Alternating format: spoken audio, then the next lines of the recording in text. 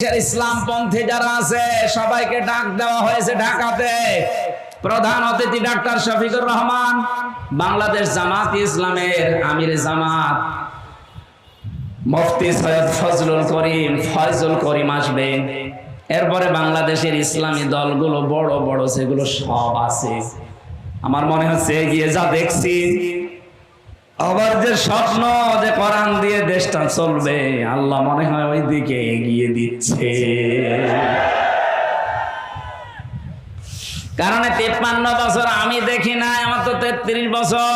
এখানে মুরব্বী বসে আছে, জিজ্ঞাসা করেন বাবা চালিয়েছিল দেশটা, মানুষ দুর্ভিক্ষে মরেছে। এটা কি আমি বানালাম? দুর্ভিক্ষ হয় না ওই সময়।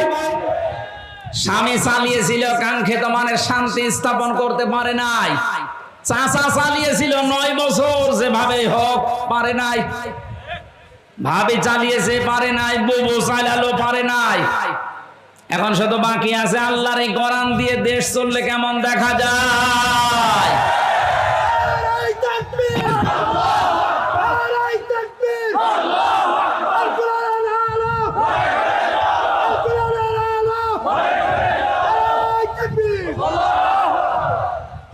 আপনারা যারা ভয় করেন যে হ্যাঁ এদেশে যদি কোরআন কায়েম হয়ে যায়, মেয়েদেরকে আজ ভয় দেখাচ্ছে অনেকে, কোরআন যদি কায়েম হয় তাহলে তোমরা ঘরবন্দি হয়ে যাবে।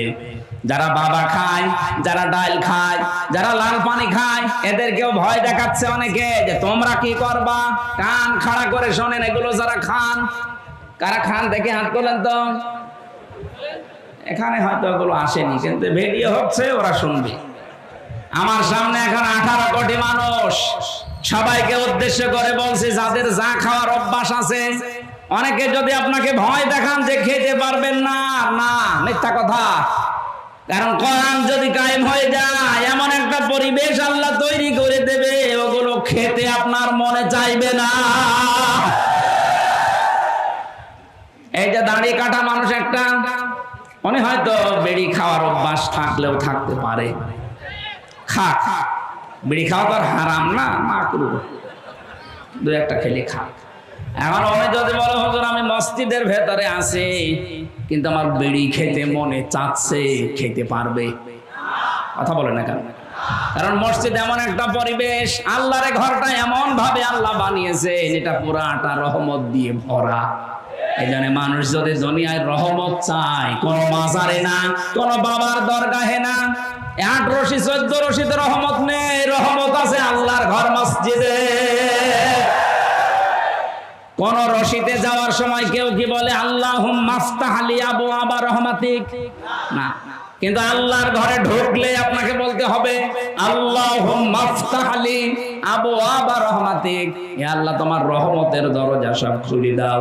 তাহলে এই দোয়া দ্বারা বোঝা যাচ্ছে রহমত পেতে হলে যাওয়া লাগবে কোথায়? আরো জোরে। মসজিদের ভেতরে প্রবেশ করে ওনার যতই নিশা থাক, বিড়ি খেতে পারবে। একটা পরিবেশ আল্লাহ বানিয়ে দিয়েছেন আলাদা। এদেশটাই যদি কোরআনে কারিম কায়েম হয়, আল্লাহর কসম এমন একটা পরিবেশ তৈরি হয়ে যাবে, কোন নেশা আপনার মুখে আসবে না, আপনি নিজেই পাল্টিয়ে যাবেন। আর এই পাল্টাবে কে? হামজা না, এটা আল্লাহর দায়িত্ব। লাকাদ সাদাকাল্লাহু, এই যে আল্লাহ নিজে এখানে ফাইল কর।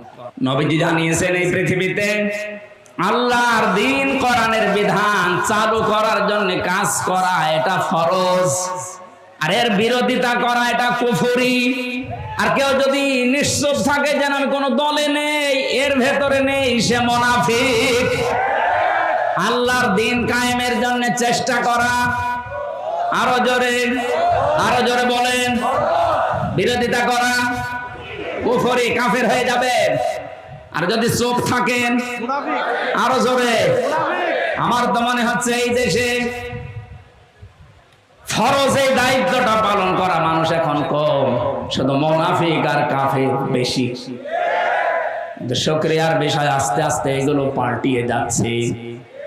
নবীজি জানিয়েছেন মান তামাসসাকা বিসুন্নতি ইনদা ফাসাদি উম্মতি ফালাহু আজরু মিয়াতি শাহিদ। আমার উম্মতের যখন দুরবস্থা চলবে, কেউ কোল কিনারা পাবে না, দিশে হারার মতো।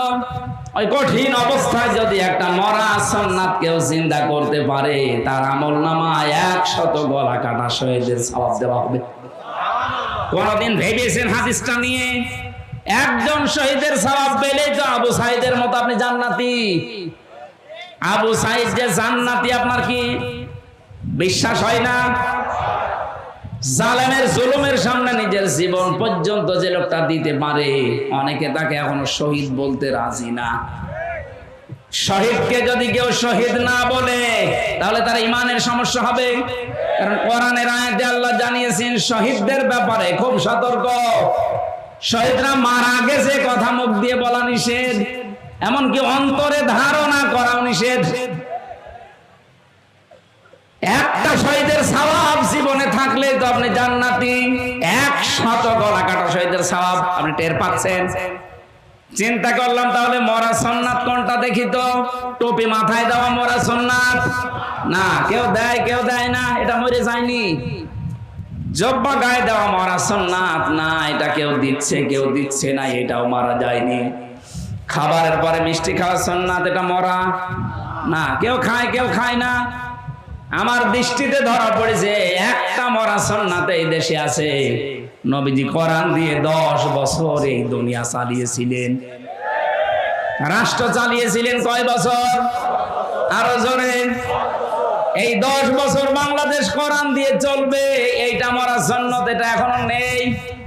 এই সুন্নাত দরকার নেই বলেন?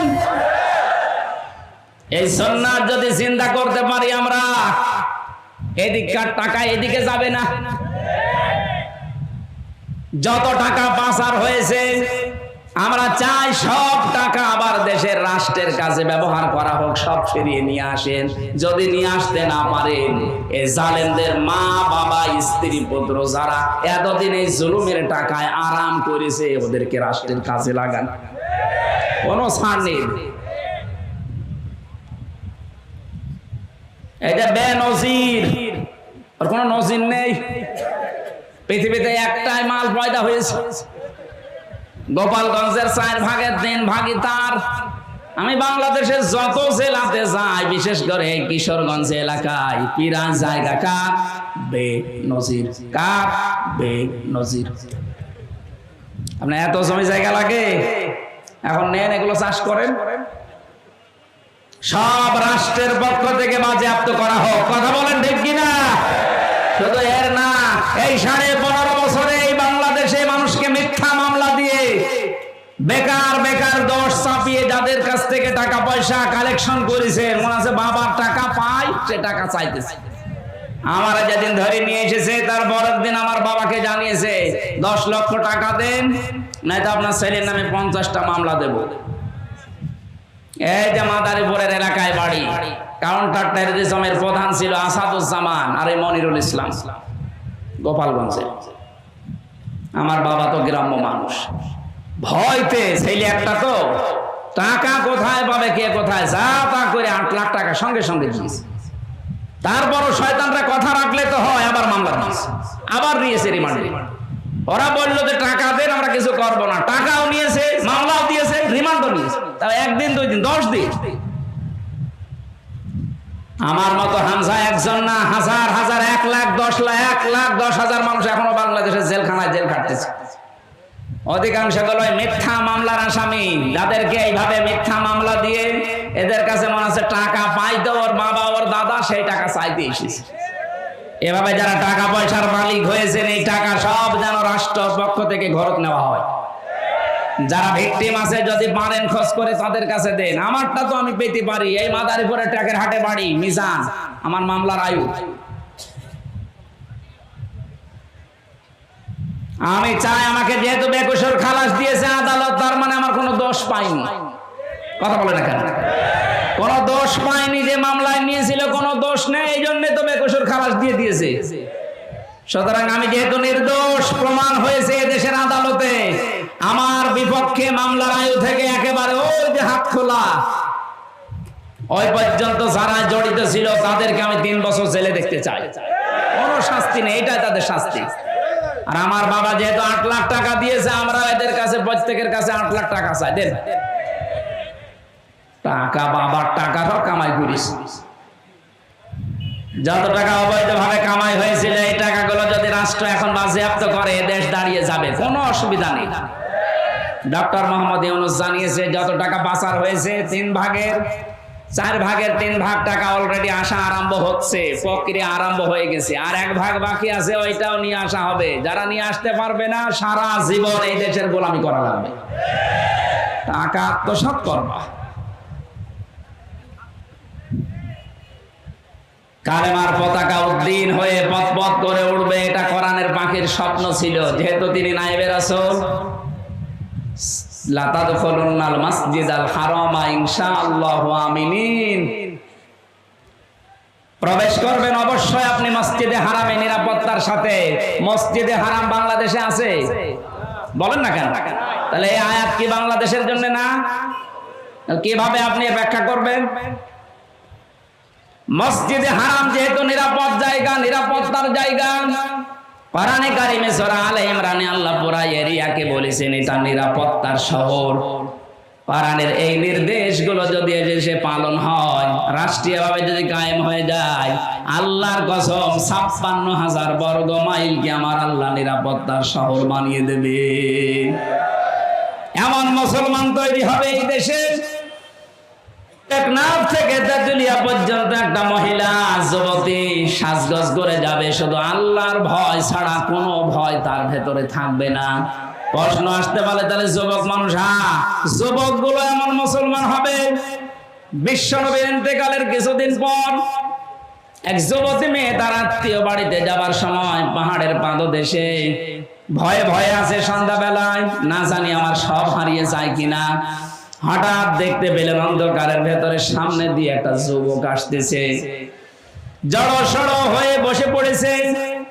যুবক ছেলেটা সামনে এসে বলে, মা আপনি আমারে দেখে ভয় পাবেন না, কোথায় যাবেন আপনি আমারে বলেন, পাহারা দিয়ে আপনাকে আমি পৌঁছিয়ে দেব। আমার পরিচয় শোনেন, আমি মুসলমান, আমি অন্য জাতির লোক না, আমি মুসলমান। আমারে দিয়ে কোন রকমের অসুবিধা আপনার হবে না। আমরা এই মুসলমান সামনে দেখতে চাই, বলেন আমিন। আল্লাহ দিয়েছেন নিরাপত্তার শহর বানিয়ে দেবে আল্লাহ বাংলাদেশকে। আল্লাহ যারা এরকম একটা কিছু আমাদের চর্ম চোখে দেখার তৌফিক দেন, বলেন আমিন। বহু কিছু আমরা দেখলাম এই ৫৩ বছরে, শুধু এটা দেখতে বাকি আছে যে কোরআনে কারিম দিয়ে দেশ চললে কেমন দেখা যায়। এটা মিনি জান্নাত হয়ে যাবে, আপনি ভাবতেও পারছেন না কেমন হবে। আল্লাহ যেন আমাদের চর্ম চোখে এটা দেখে মরার তৌফিক দেন, বলেন আমিন।